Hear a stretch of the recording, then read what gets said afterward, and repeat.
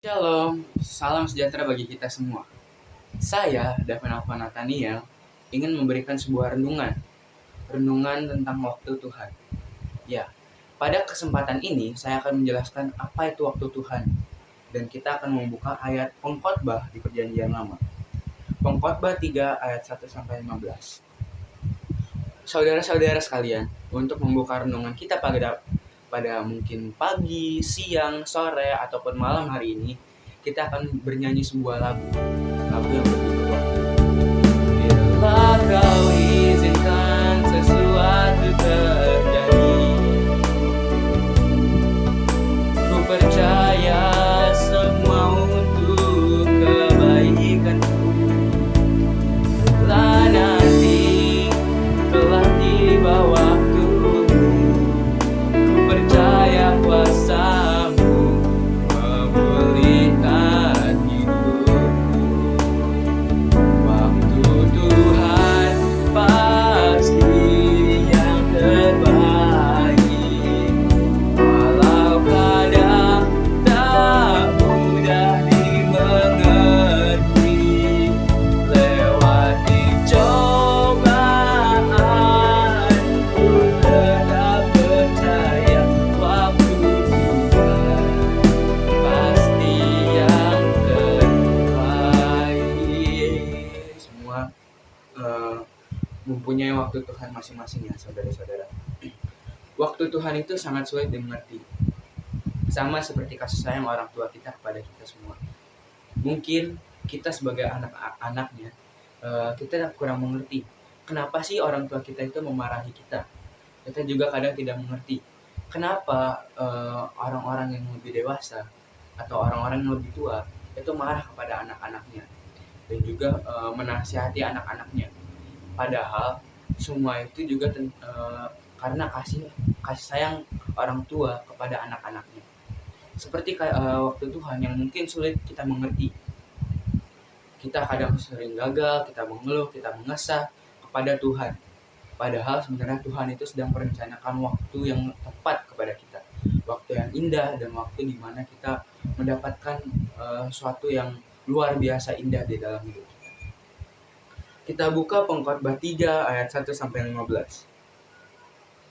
Ayat 1, untuk segala sesuatu ada masanya.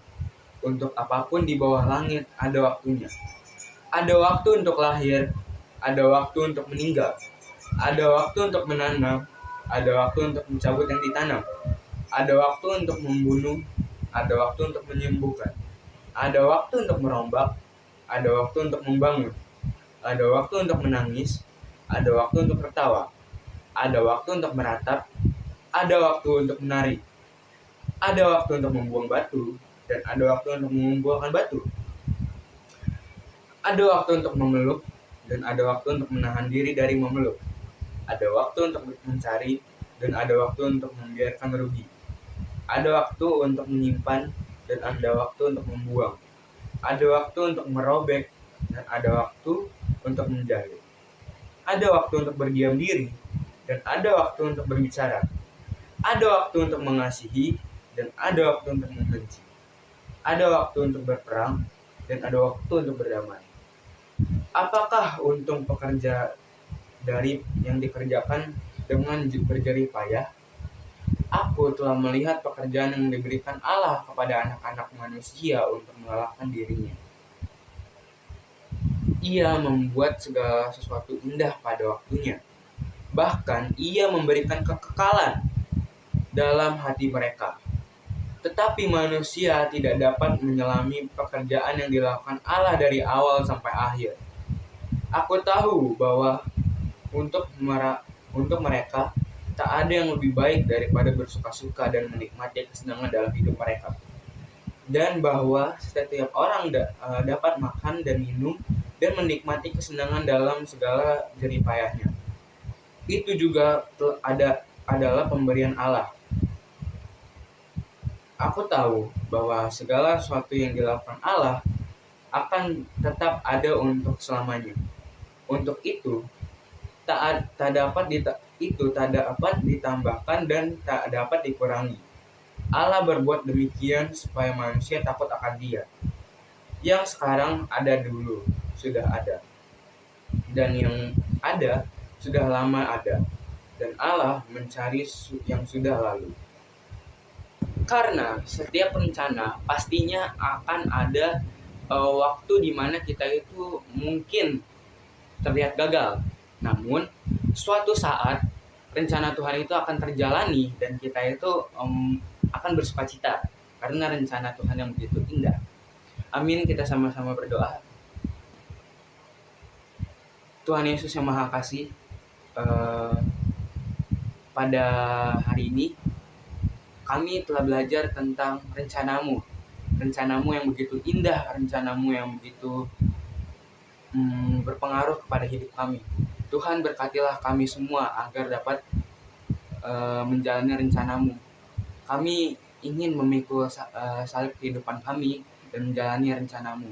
Kami juga ingin memikul salib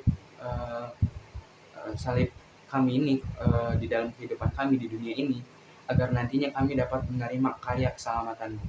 Terima kasih Tuhan karena rencanamu yang begitu indah dalam hidup kami. Dalam namamu kami sungguh-sungguh bersyukur. Bungkuslah kami dalam darahmu Tuhan Yesus Kristus. Terima kasih atas namamu. Kami sungguh-sungguh mengucap syukur padamu. Haleluya. Amin.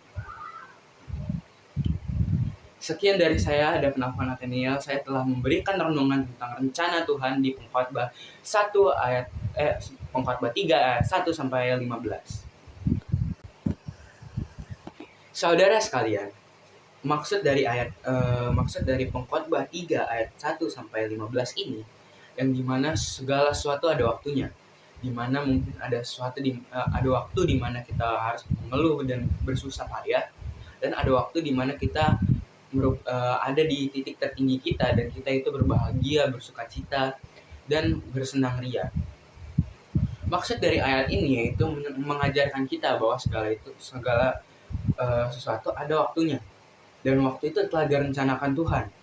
Seperti yang kita baca di ayat 11, Ia membuat segala sesuatu indah pada waktunya, bahkan Ia memberikan kekekalan dalam hati mereka. Tetapi manusia tidak dapat menyelami pekerjaan yang dilakukan Allah dari awal sampai akhir. Di sini kita tahu bahwa manusia mungkin atau terkadang tidak paham akan pekerjaan Allah. Kita itu tidak paham mengapa sih terkadang kita tuh mengeluh, bersusah, dan mengesah. Dan terkadang kita juga itu mengeluh terus-menerus kepada Tuhan dalam doa kita.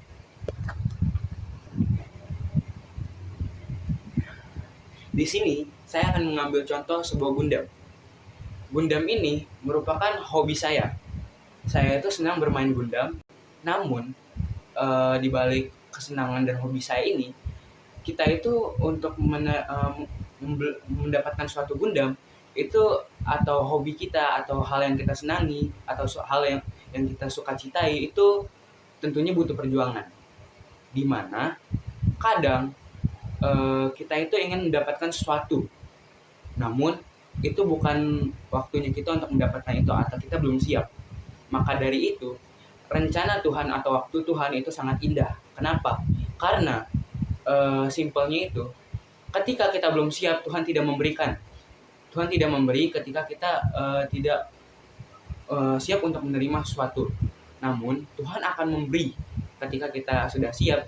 Dan itulah dimana masa-masa indah kita, atau masa-masa kita masa dimana kita itu merasa tinggi lah. Karena Tuhan itu memberikan rencana untuk hidup kita. Mungkin kita kecewa tentang, mungkin kita gagal, mungkin kita nilai ujian kita kurang, atau kita tidak naik kelas. Namun semua itu merupakan rencana Tuhan. Mungkin saja Tuhan itu ketika kita tidak naik kelas, mungkin saja itu rencana Tuhan itu di mana kita itu mungkin tidak berkembang di akademis, namun kita berkembang di non akademis. Lalu selanjutnya mungkin kita sedih karena kehilangan orang yang kita sayangi. Namun itu semua rencana Tuhan, di mana kita semakin dewasa dan semakin bisa menerima kenyataan, di mana kita juga bisa belajar bahwa di dunia ini tidak ada yang abadi. Nah, maka dari itu, waktu Tuhan itu merupakan kesempatan kita untuk mempelajari rencana Tuhan. Rencana Tuhan itu begitu indah. Karena tanpa kita sadari, Tuhan itu telah merencanakan sesuatu yang indah di hidup kita. Kita mungkin tidak tahu untuk sekarang. Mungkin kita merasa gagal, kita merasa kecewa, kita merasa kurang, atau kita merasa diri kita ini tidak cukup untuk orang sekitar kita. Kita ini tidak pantas dibanggakan, atau kita ini itu merupakan orang yang buruk. Namun, rencana Tuhan itu begitu indah sehingga nantinya Tuhan akan memberikan sesuatu yang kita inginkan atau kita butuhkan, yang dimana nantinya pasti Tuhan akan memberikan kesempatan bagi kita untuk berkembang dan belajar dari kesalahan kita di masa lalu. Lalu disitulah kita juga mendapatkan karya keselamatan Tuhan, di mana kita juga mendapatkan rencana Tuhan yang begitu indah. Contohnya, ketika yang tadi kita tidak naik kelas mungkin, dan mungkin kita itu tidak baik di akademis namun non akademis. Nah, di situ Tuhan telah merencanakan kita mungkin menjadi atlet, mungkin menjadi seorang pengusaha tanpa sekolah, tanpa lulus sekolah tinggi, atau mungkin ketika kita merasa gagal, ketika kita merasa kurang dan nilai kita jelek, itu juga bisa menjadi pelajaran bagi kita, sehingga kedepannya nilai-nilai kita itu dapat naik drastis atau meningkat, karena itu semua rencana Tuhan. Tuhan itu memberikan rencana indah bagi kita. Mungkin sekarang kita itu merasa kecewa ya tentang rencana Tuhan, namun suatu hari nanti pasti rencana Tuhan itu akan terasa indah bagi kita semua, karena semuanya akan indah pada waktunya. Seperti yang tadi kita baca di ayat 11 tadi ya. Kita ulangi sekali lagi. Ia membuat segala sesuatu indah pada waktunya. Nah, Tuhan itu memiliki rencana yang pastinya indah bagi kita semua, dan rencana ini itu telah Tuhan itu telah merencanakan semua ini itu kepada seluruh anak-anaknya dan umat-umatnya di dunia ini. Dia pasti merencanakannya untuk Anda, untuk saya, untuk orang tua saya, untuk teman-teman saya, dan untuk guru-guru saya. Sebagai pelajar, terkadang rencana Tuhan itu kita tidak melihatnya secara langsung, di mana kita itu harus melihatnya dengan kasih dan kesabaran. Karena saudara sekalian, sekarang untuk menutup renungan kita pada mungkin yang tadi bilang pagi, siang, sore, atau malam hari ini, kita akan bernyanyi sebuah lagu. Lagu ini merupakan lagu yang indah untuk ini.